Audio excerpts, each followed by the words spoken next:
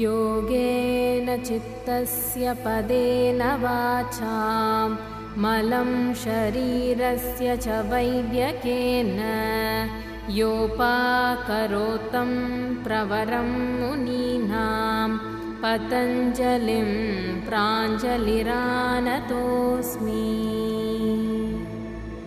आबाहुपुरुषाकारं शङ्खचक्रासिधारिणं सहस्रशिरसं श्वेतं प्रणमामि पतञ्जलिम्।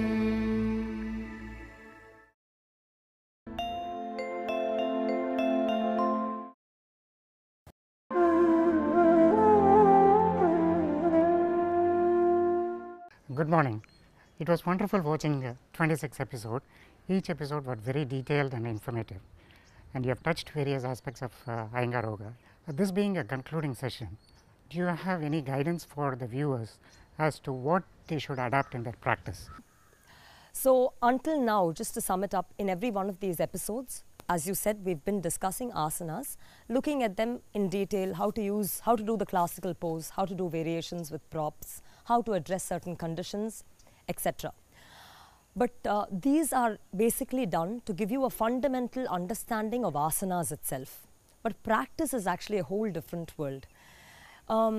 It is not really the right approach to just take some random asanas and fit it within a certain duration. Let's say if you have 45 minutes a day and you feel like doing this asana and that asana amongst the episodes shown so far, you can't pick them out and just randomly put them together in a practice. Usually, practice in our Indian sense is sadhana. Sadhana is an intense term. It's a term for a very arduous, dedicated, uninterrupted practice. When you do an asana should be a sadhana which is very penetrative on the inner body. You're able to look inside, you're able to get absorbed. Your vision, eyes, organs of perceptions like the ears, it should be able to hear the rhythm of the body inside. Your eyes should be able to see the movement of the asana or the way the asana operates on the inner body. And then it's a state of total absorption. That's really not possible when you randomly select asana or jump from one asana.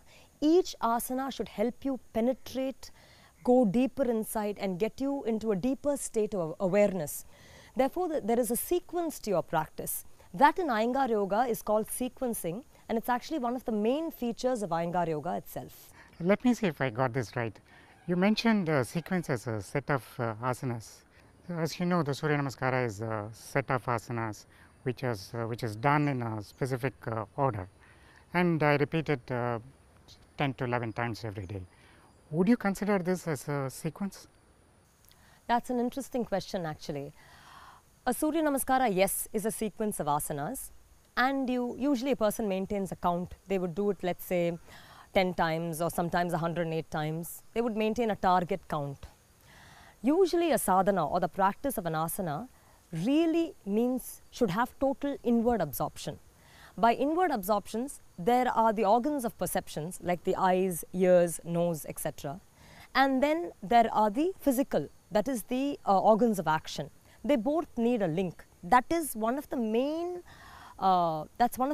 essences of proper practice. By that I mean, usually let's say I'm looking at a picture, I'm looking outside, I'm hearing outside sounds, I'm smelling outside smells.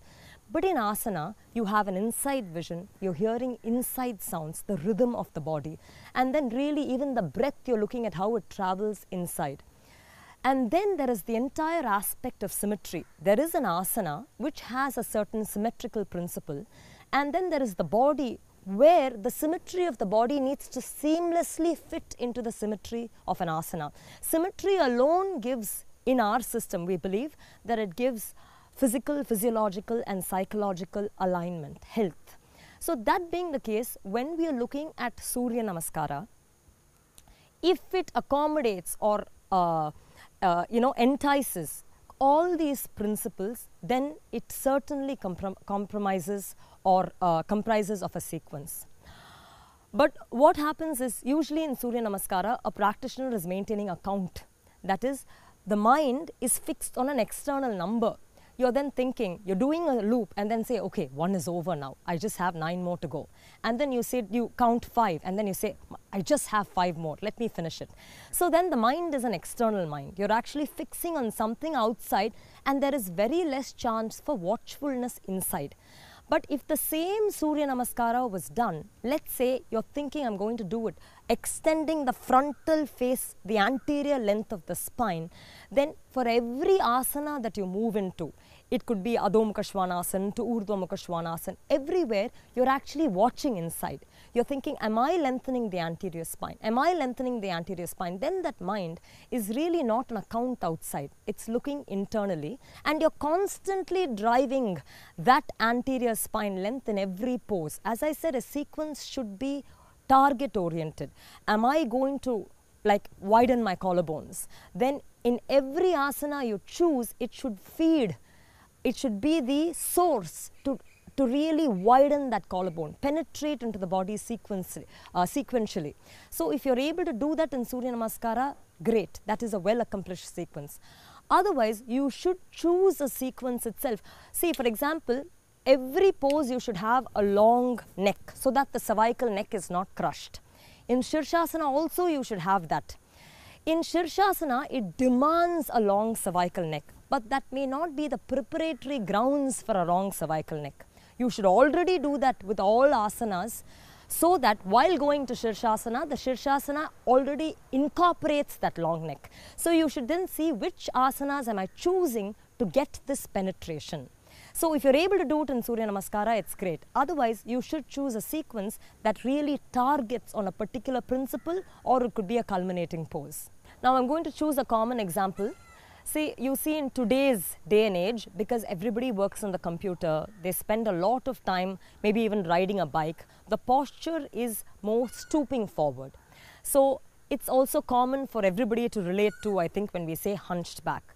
So let me then give you an idea of a sequence which would then address that. But here I would like to elaborate.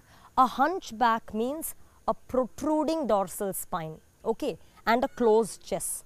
But the gateway to that could be pulling the back ribs in, pulling the dorsal spine, rolling the shoulder back because the shoulder stoops, lifting the sternum up. So there are so many things that come into a hunchback. I'm just going to give you an overall general addressal through a sequence. Let's see that now. That would be very helpful.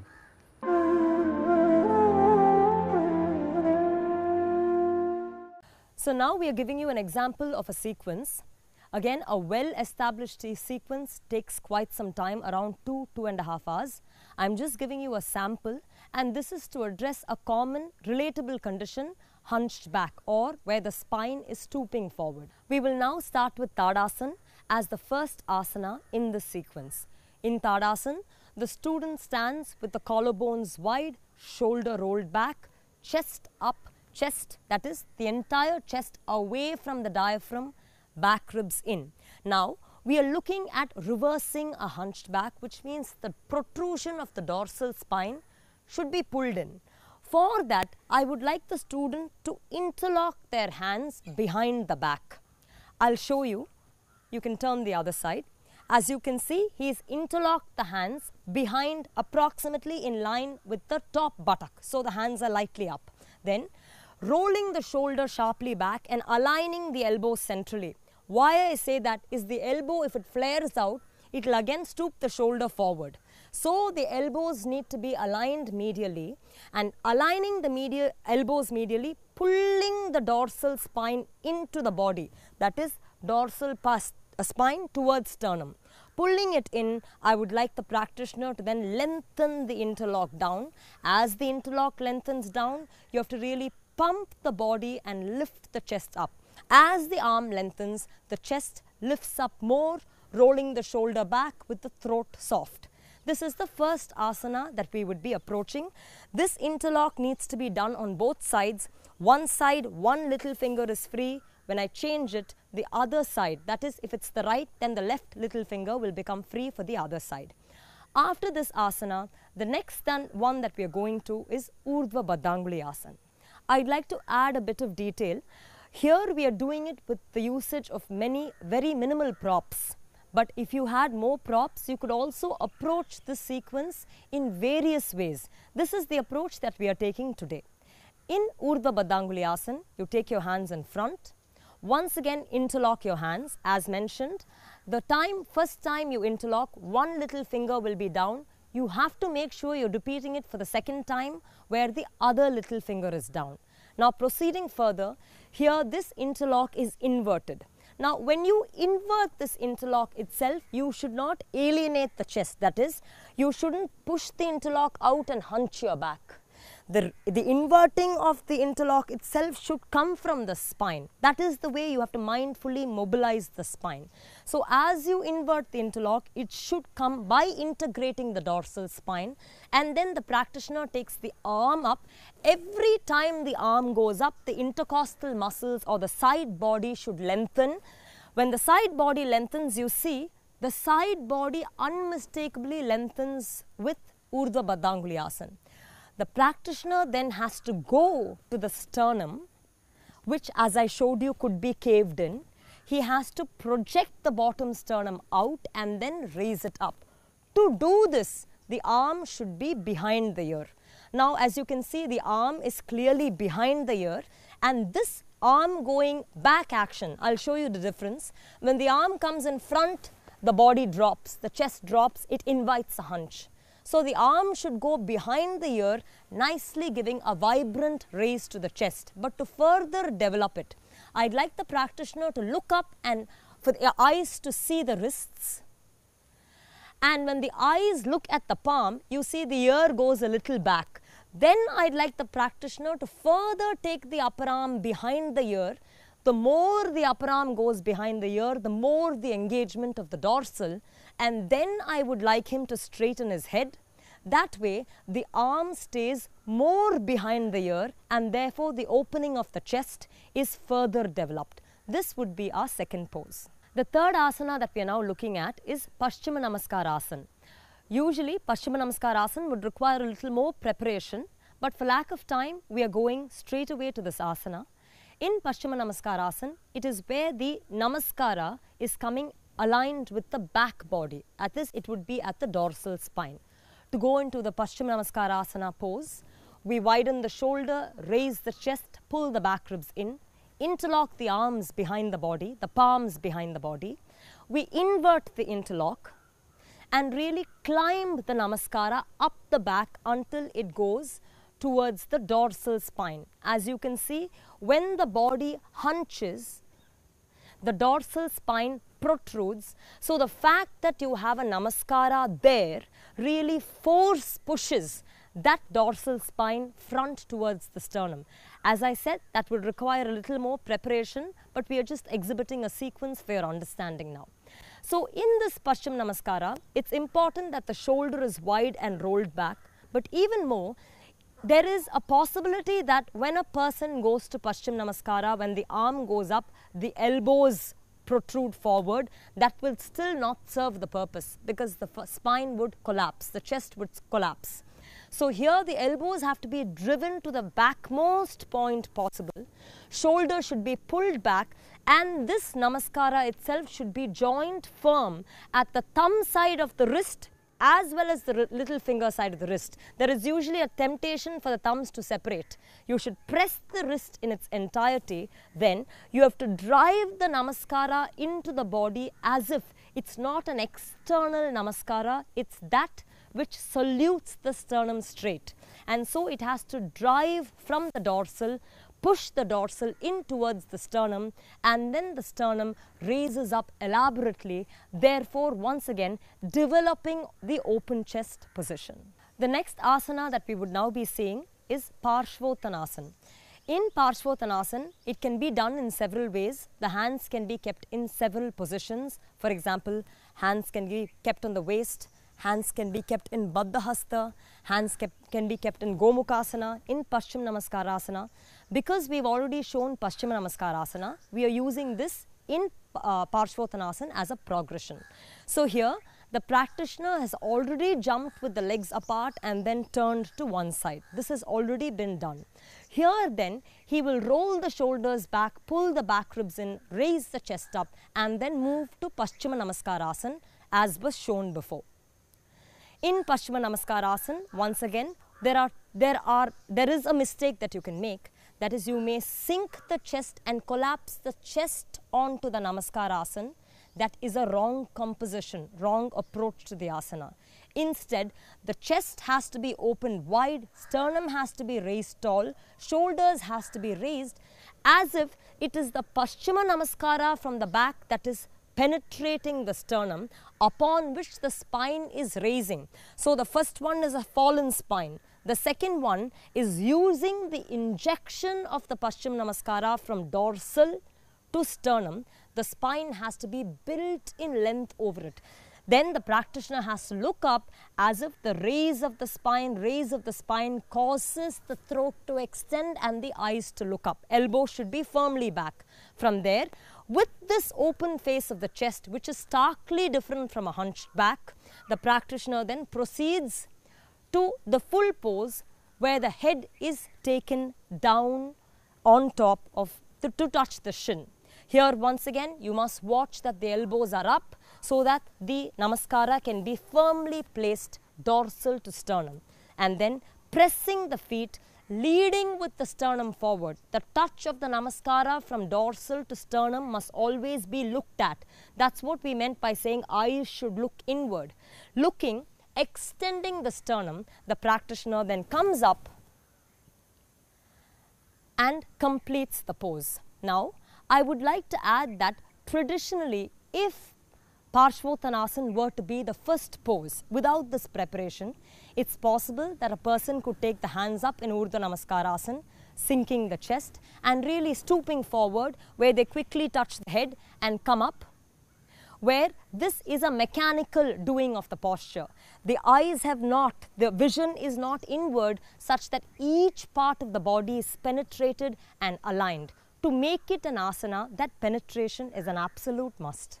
We are now going to the final pose in the sequence, Setubandha Sarvangasana, which has been shown in an episode by itself. Essentially in a sequence, as I mentioned, it's a very long establishment where we use pose by pose to constantly penetrate the body. Now a sequence could have several poses, it could have a repetition of poses.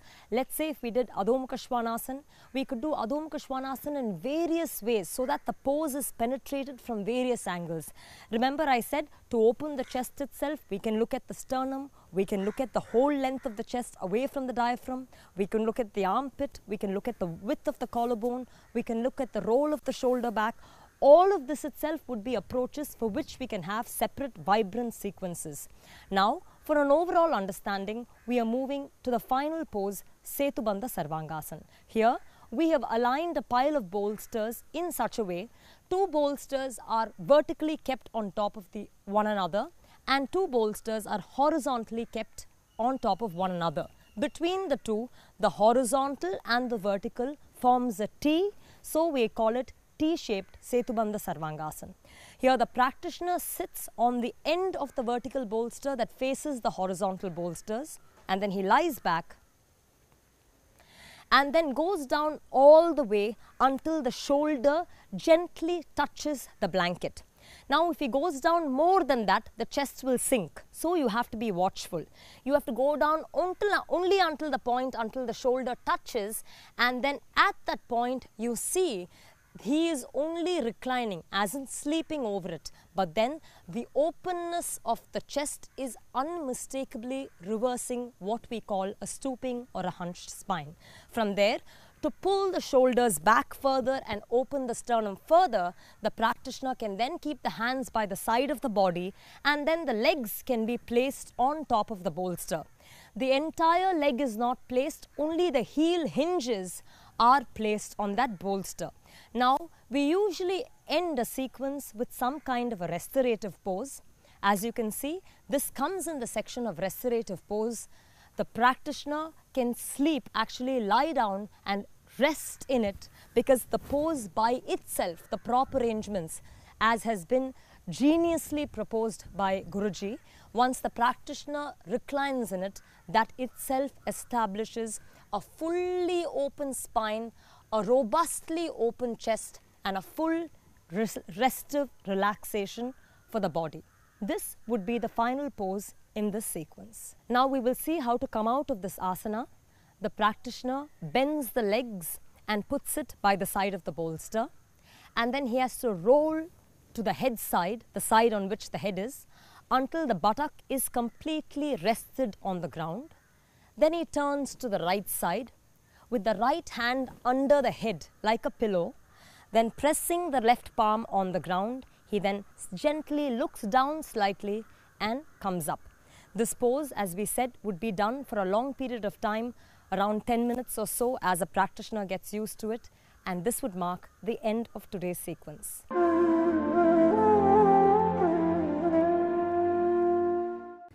It was nice to see how you put together the sequence of asanas with specific instruction to address the hunchback issue, especially where you showed combining the Paschima Namaskara asana with Parshvottanasana.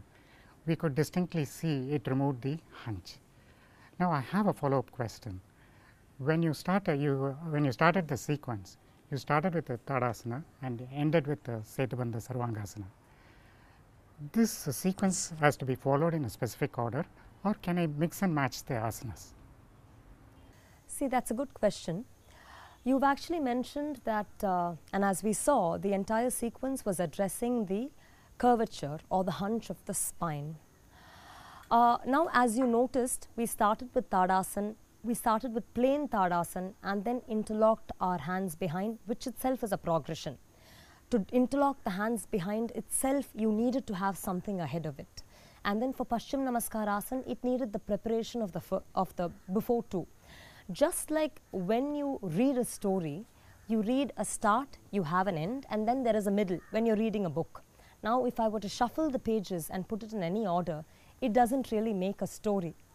In that manner, when we are looking at a sequence has a definitive approach. It has a start, it has a finish, and it has a middle. When we are looking at a class or a practice, the practice doesn't start with the first asana. It first starts with an invocation. What really happens is a person may come to class from work or from a family situation or fighting through traffic, and so their frame of mind itself is now stuck with some issue that is outside class. So when we talk or start with an invocation, it's self-absorbing. They get to kind of focus inward. They go away from those situations that they came from. So the class doesn't start only with an asana, it starts right at the time of an invocation, because that's where your first invitation to go inward is. Now, after you do that, we progressively build an asana so that each step gives a gateway for the next asana and a gateway to penetrate deep within also. With every succeeding asana, we are building symmetry, we are building penetration, and we are going either towards the culminating pose or we are driving a principle more intensely. There is an intelligence in the sequence itself. It's not in any random order. It has to be progressive and it has to be penetrative. This has been a very informative session. Is there anything else you would like to add? Yes. As we earlier mentioned, this episode is about the guidelines for practice itself. There is one more key aspect of Iyengar Yoga. Usually, we don't move from pose to pose rapidly. Our concept of asana itself is a state of total absorption, awareness and reflection. So when we go to a pose, we have so many instructions. These instructions, as mentioned several times earlier, help take us inward. But then we have to give enough time to be able to observe and then make cognitive, corrective changes wherever we need to. So the length of time for which we stay in an asana in Iyengar Yoga is longer. Of course, for a beginner, it's a different approach. They need to get the full feel of an asana itself, so they don't go into nuances. A beginner usually will try and do the full pose to their best capacities to understand the wholeness of an asana. And then as you proceed, as you practice longer, that is, as you proceed in your length of sadhana, a person would then stay for a longer duration to be able to observe plainly and then make corrections wherever necessary. So there is a length of time that we need to think about. It's been a privilege and honor to be part of this program, especially during the birth centenary of Guruji Sri B.K.S. Iyengar. I would like to conclude with my pranams to Guruji and to you. Thank you. It's been an absolute pleasure and a privilege to be a part of this series. My utmost gratitude to Sri B.K.S. Iyengar, who has revealed and given to us a way to practice this wonderful system of yoga. He has also shown to us that asana and pranayama are not a mere workout. It's truly a journey towards the self. It's a state of total absorption and awareness. Our utmost gratitude to him and the Iyengars. I also would like to greatly thank the DD team who have been so cooperative, as well as the IYD team. Finally, I would also like to thank you viewers who've been with me and travelled with us through these episodes.